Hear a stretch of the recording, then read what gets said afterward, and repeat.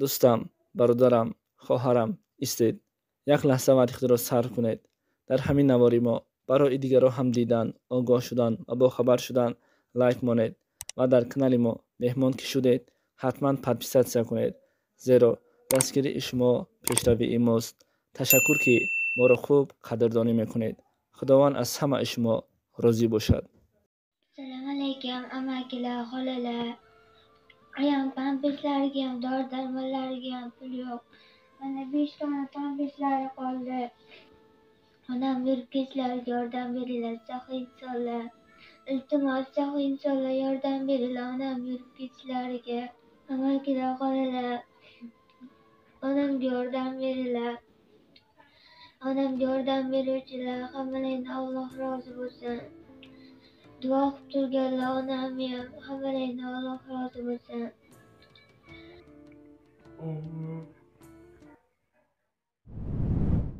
سوال نوبتی پیغمبر محمد صلی الله علیه و سلم چنانه که در قسمت‌های پیشینه ذکر کردید با خرما افطار می‌کردند و از این رو به همه توصیه داده می‌شود که با خرما افطار کنند. می‌توانید به ما درباره این منفعت‌های طبی خرما معلومات دهید؟ خرما غذای خیلی سالم است.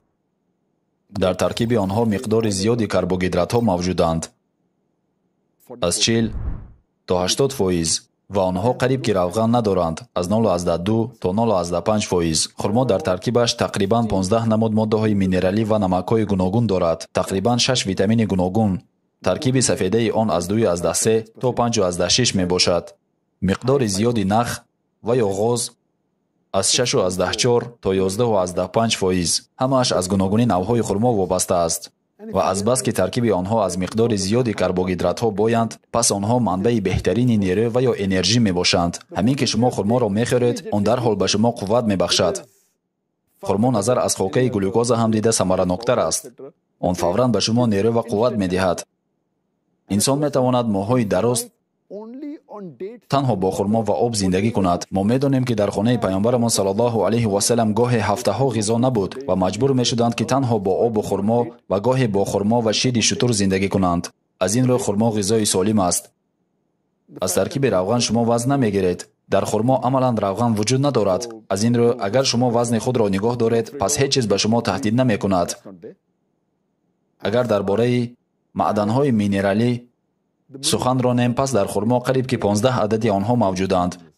در ترکیب آن حتی فطور نیز موجود است. این یعنی الیمنت کیمیایی که از گاز بیرنگ بویش تیز عبارت است که پوسیدن دندانها را پیشگیری میکند. در ترکیب آنها سلن موجود است که با شکل‌های اشدی مبارزه میبرد و ایمونیته ارگانیسم را بلند میکند. در ترکیب خرما تقریبا 6 نماد ویتامین‌های گوناگون موجودند. هرچند به مقدار زیاد نباشند هم. و اینها ویتامین C، ویتامین E، ویتامین B1، ویتامین B2، نیاتسین، ویتامین A داخل می شوند. خرما دارای سفیده های می باشد که 23 امینوکیسلات های گوناگون دارند. میوه های خرما دارای امینوکیسلات های می باشند که در دیگر میوه های معمول از قبیل سیب، افلیسون، بانان موجود نیستند. اما آنها در خرما موجودند. در خرما مقدار زیادی نخ‌ها موجودند که به عضو هاضمه مساعدت میکند. خرما بخورید و شما همه چیز را هضم میکنید. خرما میتواند در حالت قبضیت کمک کند توسط تازه کردن سیستم. خرما بسیار خصوصیت‌های گوناگون فایده‌آور دارد، از آن جمله غذای سالم به شمار میرود. و الحمدلله اگر مشاهده کنید در 40 سال اخیر استحصال خرما 2.9 مراتبه افزوده، شماره اهالی جهان 2 برابر افزایش یافته است. شماره خرما از شماره آدمان سیاره خیلی زیاد است. این غذای سالم است که به شما نیروی فوری می‌دهد.